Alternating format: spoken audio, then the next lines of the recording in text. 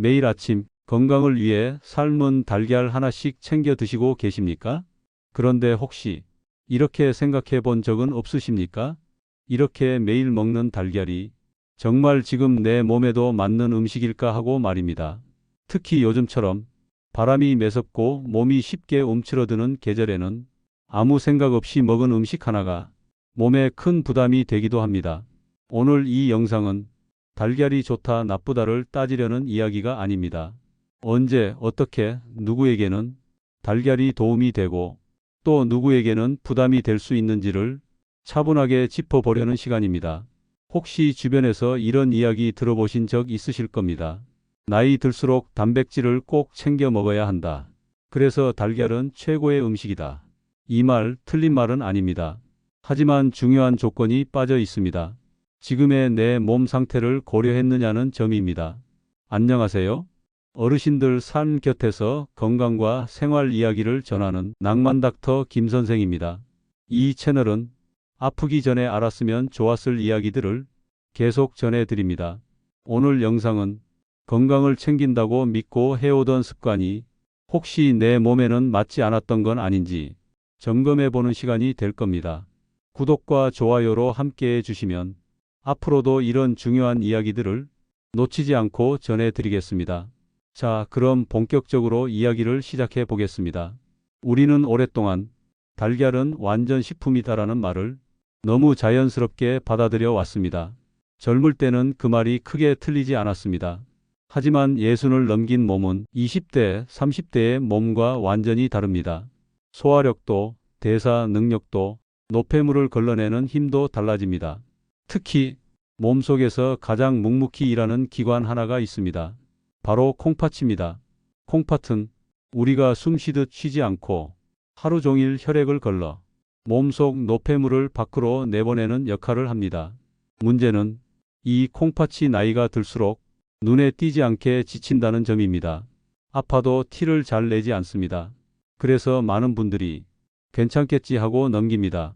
제가 아는 한 분의 이야기입니다. 아침마다 삶은 달걀을 꼭 드시던 분이었습니다. 건강을 챙긴다는 자부심도 있으셨습니다. 그런데 어느 겨울부터 몸이 자주 붓고 소변이 시원하지 않다고 하셨습니다. 추워서 그런가 보다 하고 넘기셨습니다. 달걀은 계속 드셨습니다. 몸에 좋다고 믿었기 때문입니다. 하지만 그 사이 몸은 조금씩 신호를 보내고 있었습니다. 피곤함이 쉽게 쌓이고 다리가 무겁고 아침에 얼굴이 잘 붓기 시작했습니다. 이런 변화는 갑자기 한 번에 오는 게 아닙니다. 조금씩 서서히 나타납니다. 우리가 가장 많이 하는 착각이 있습니다. 몸에 좋은 음식은 언제 누구에게나 좋을 거라는 생각입니다. 하지만 음식도 약과 마찬가지입니다. 몸 상태에 따라 도움이 되기도 하고 부담이 되기도 합니다. 특히 달걀처럼 단백질이 많은 음식은 몸에서 처리해야 할 일이 많아집니다. 단백질은 몸에 꼭 필요하지만 분해되는 과정에서 노폐물을 남깁니다. 이 노폐물을 마지막으로 걸러내는 곳이 바로 콩팥입니다. 날씨가 따뜻할 때는 땀으로도 어느 정도 배출됩니다. 하지만 겨울에는 다릅니다. 몸은 열을 지키기 위해 혈관을 수축시키고 땀 배출도 줄입니다. 결국 노폐물 처리가 거의 전부 콩팥에 맡겨집니다. 이 상태에서 매일같이 단백질이 많은 음식을 아무 조절 없이 드신다면 콩팥은 쉬지 못합니다. 여기서 중요한 포인트가 있습니다. 달걀이 문제가 되는 게 아닙니다. 달걀을 먹는 방식과 지금의 몸 상태가 문제입니다. 이제부터 많은 분들이 무심코 하고 있는 위험한 습관들을 하나씩 짚어보겠습니다. 아마 이 중 몇 가지는 나도 하고 있는데 싶으실 겁니다. 그리고 그 순간 왜 몸이 예전 같지 않았는지 이해가 되실 겁니다. 다음은 달걀이 콩팥에 부담이 되는 구체적인 이유와 함께 우리가 가장 많이 저지르는 세 가지 실수를 하나씩 자세히 풀어드리겠습니다. 앞에서 말씀드린 것처럼 문제는 달걀 그 자체가 아니라 지금의 몸 상태와 먹는 방식입니다. 특히 예순 이후의 콩팥은 젊을 때처럼 여유가 없습니다. 눈에 띄는 통증을 보내지 않으면서 조용히 버티는 특성이 있습니다. 그래서 더 위험합니다. 아프다고 크게 말하지 않기 때문에 우리는 계속 같은 습관을 반복합니다. 이제부터 많은 어르신들이 건강을 챙긴다고 믿으며 실제로는 콩팥을 지치게 만드는 대표적인 실수 3가지를 하나씩 짚어보겠습니다. 첫 번째 실수는 달걀을 가공육과 함께 드시는 습관입니다. 아침 식사로 달걀 프라이에 햄 한 조각 혹은 소시지와 함께 드시는 경우 주변에서 흔히 볼 수 있습니다. 집에서는 김치찌개에 햄과 달걀을 함께 넣어 드시기도 합니다. 이 조합이 왜 문제일까요? 핵심은 인이라는 성분입니다. 달걀이나 생고기 같은 자연식품에 들어있는 인은 몸에서 일부만 흡수되고 나머지는 대변으로 배출됩니다. 콩팥이 감당할 수 있는 범위입니다. 하지만 가공육에 들어있는 인은 다릅니다. 보존성과 맛을 위해 인공적으로 첨가된 형태입니다. 이 인은 몸에 들어오자마자 대부분이 혈액으로 흡수됩니다. 이미 겨울철 추위로 혈관이 수축되어 있는 상태에서 이런 인이 한꺼번에 들어오면 콩팥은 과부하를 피할 수 없습니다. 달걀과 가공육을 같이 드시는 습관은 콩팥에게 이중의 부담을 주는 셈입니다. 두 번째 실수는 날달걀을 고집하는 습관입니다. 뜨거운 밥에 날달걀을 비벼 먹는 방식은 예전부터 내려온 식습관입니다. 젊을 때는 위산 분비가 충분해서 큰 문제 없이 넘겼을 수 있습니다. 하지만 60 이후에는 상황이 다릅니다.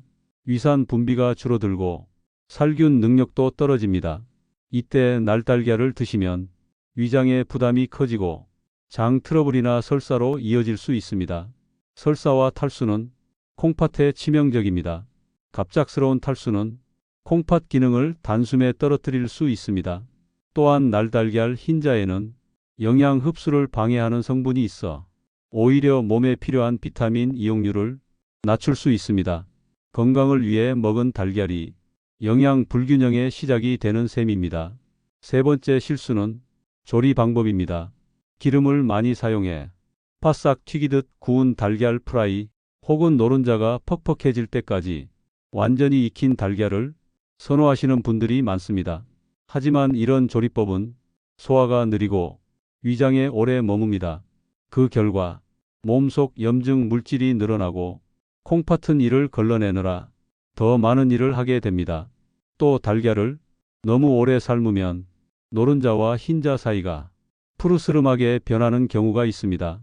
이 상태의 달걀은 소화가 잘 되지 않아 속을 더부룩하게 만들고 혈액순환에도 부담을 줍니다. 이 3가지 중 하나라도 해당된다면 지금까지는 좋다고 믿고 먹었지만 몸에는 맞지 않았을 가능성이 큽니다. 그렇다면 해답은 무엇일까요? 달걀을 완전히 끊는 것일까요? 아닙니다. 그것은 오히려 더 위험한 선택이 될 수 있습니다. 단백질 섭취가 갑자기 줄어들면 근육이 빠르게 감소합니다. 근육이 줄어들면 면역력도 함께 떨어지고 작은 감기 하나가 큰 병으로 이어질 수 있습니다. 중요한 것은 끊는 것이 아니라 조절하는 것입니다. 이제부터 콩팥은 보호하면서도 근육은 지키는 현실적인 방법을 차근차근 말씀드리겠습니다. 핵심은 단백질의 균형입니다.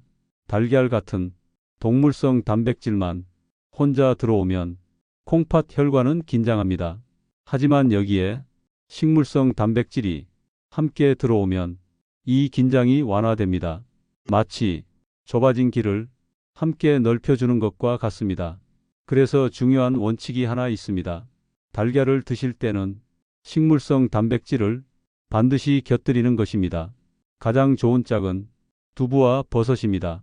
두부는 수분이 많고 소화가 부드럽습니다. 달걀이 분해되며 생기는 산성 성질을 완화해 주는 역할도 합니다. 버섯은 몸속 염증을 낮추는 데 도움을 주고 겨울철 면역 관리에도 좋습니다. 이제 조리법도 바꿔야 합니다. 튀기거나 바싹 굽는 방식이 아니라 부드럽게 익히는 방법입니다. 흰자는 익히고 노른자는 촉촉하게 남긴 반숙 혹은 물을 충분히 넣어 만든 따뜻한 달걀찜이 콩팥에는 훨씬 부담이 적습니다. 특히 겨울철에는 따뜻한 음식이 중요합니다. 몸이 따뜻해지면 혈액순환이 좋아지고 콩팥으로 가는 혈류도 늘어납니다. 여기서 한 가지 더 꼭 지켜야 할 원칙이 있습니다. 바로 채소 먼저 먹기입니다. 식사할 때 달걀부터 집어 드시지 말고 데친 채소를 먼저 두세 젓가락 드십시오. 채소의 섬유질이 위장벽에 보호막을 만들어 영양소가 천천히 흡수되도록 도와줍니다. 이 작은 순서 하나가 콩팥이 받는 충격을 크게 줄여줍니다. 자, 바로 이어서 이 원칙들을 실제 식탁에서 어떻게 적용하면 좋은지 며칠만 실천해도 몸에서 느껴지는 변화를 구체적인 예시와 함께 정리해 드리겠습니다. 앞에서 말씀드린 원칙들을 머리로만 이해하고 끝내면 아무 의미가 없습니다. 중요한 건 내일 아침 식탁에서 어떻게 바꾸느냐입니다. 그래서 지금부터는 어렵지 않게 바로 실천할 수 있는 현실적인 방법으로 이야기를 이어가겠습니다. 먼저 달걀을 먹는 가장 안전한 시간부터 정리해 보겠습니다. 많은 분들이 아침 공복에 달걀부터 드십니다. 단백질이 좋다고 하니까 빈속에 바로 먹는 것이 더 효과적일 거라 생각하십니다. 하지만 예순 이후의 몸에는 이 방법이 부담이 될 수 있습니다. 공복 상태에서는 위장과 혈관이 모두 예민해져 있습니다. 이때 단백질이 바로 들어오면 소화 부담이 커지고 콩팥도 갑자기 일을 시작하게 됩니다. 그래서 달걀은 완전한 공복보다는 채소를 먼저 드신 뒤에 섭취하는 것이 좋습니다. 아침 식탁에 앉으시면 달걀부터 찝지 마시고 데친 브로콜리, 양배추 혹은 오이 같은 채소를 먼저 두세 젓가락 드십시오. 이 채소 섬유질이 위장에 얇은 보호막을 만들어 이후에 들어오는 단백질이 천천히 흡수되도록 도와줍니다. 이 과정 하나만으로도 콩팥이 받는 부담은 눈에 띄게 줄어듭니다. 이제 가장 많이 물어보시는 질문을 짚어보겠습니다. 그럼 달걀은 하루에 몇 개가 적당하냐는 질문입니다. 정답부터 말씀드리면 정해진 숫자는 없습니다. 중요한 건 개수가 아니라 조합입니다. 달걀 한 개를 드실 때는 반드시 식물성 단백질을 함께 드시는 것이 원칙입니다. 두부 반모 혹은 버섯 한 줌 정도면 충분합니다. 이렇게 짝을 지어 드시면 달걀 한 개는 오히려 몸을 지탱해 주는 든든한 음식이 됩니다. 다음으로 조리법을 다시 한번 정리해 드리겠습니다. 콩팥을 생각한다면 튀김과 완숙은 피하시는 것이 좋습니다. 가장 추천하는 방법은 반숙과 찜입니다. 반숙은 흰자는 익히고 노른자는 촉촉하게 남기는 상태입니다. 이렇게 드시면 소화가 빠르고 위장에 머무는 시간이 짧습니다. 하지만 겨울철인 지금 제가 가장 권하고 싶은 방법은 따뜻한 달걀찜입니다. 뚝배기에 물을 넉넉히 넣고 약한 불에서 천천히 익힌 부드러운 달걀찜은 위장을 편안하게 풀어주고 혈액순환을 도와 콩팥으로 가는 혈류를 늘려줍니다. 이때 간은 세게 하지 마십시오. 소금 대신 다시마 우린 물이나 아주 소량의 새우젓 국물만으로도 충분히 맛을 낼 수 있습니다. 이제 한 가지 사례를 들려드리겠습니다. 제 지인의 아버지 이야기입니다. 70대 초반이셨고 건강을 위해 매일 아침 달걀을 챙겨 드셨습니다. 그런데 어느 겨울부터 다리가 자주 붓고 아침에 손이 뻣뻣하다고 하셨습니다. 피곤함도 쉽게 가시지 않았습니다. 처음에는 나이 탓이라며 넘기셨습니다. 하지만 식습관을 점검해 보니 달걀을 늘 햄이나 소시지와 함께 드셨고 프라이로만 드시고 계셨습니다. 조리법과 조합을 앞에서 말씀드린 방식으로 바꾸고 채소 먼저 먹기를 실천하신 뒤 몸의 변화가 서서히 나타났습니다. 아침에 붓기가 줄고 소변이 한결 편해졌다고 하셨습니다. 무엇보다 몸이 덜 피곤하다고 하셨습니다. 이런 변화는 기적이 아닙니다. 몸이 부담을 덜 느끼기 시작했을 뿐입니다. 여기서 절대 잊지 마셔야 할 점이 있습니다. 달걀을 먹는 목적은 단순히 단백질 섭취가 아닙니다. 근육을 유지하고 면역력을 지키기 위함입니다. 그래서 달걀을 끊어야 할 음식으로 겁먹으실 필요는 없습니다. 다만 지금의 몸에 맞게 조절해야 합니다. 이제 오늘 내용의 핵심을 3가지로 정리해 드리겠습니다. 첫째, 달걀은 누구에게나 무조건 좋은 음식이 아닙니다. 몸 상태에 따라 방법을 바꿔야 합니다. 둘째, 달걀을 드실 때는 식물성 단백질과 함께 부드러운 조리법으로 드십시오. 셋째, 채소 먼저 먹기와 따뜻한 식사는 콩팥을 지키는 기본입니다. 이 3가지만 지키셔도 달걀은 독이 아니라 든든한 도움이 됩니다. 오늘 영상이 여러분의 식탁을 조금이라도 바꾸는 계기가 되길 바랍니다. 건강은 멀리 있는 것이 아닙니다. 내일 아침 무엇을 어떻게 먹느냐에서 시작됩니다. 지금까지 어르신들 삶 곁에서 건강과 생활 이야기를 전하는 낭만닥터 김선생이었습니다. 오늘도 몸이 편안한 하루 보내시길 바랍니다.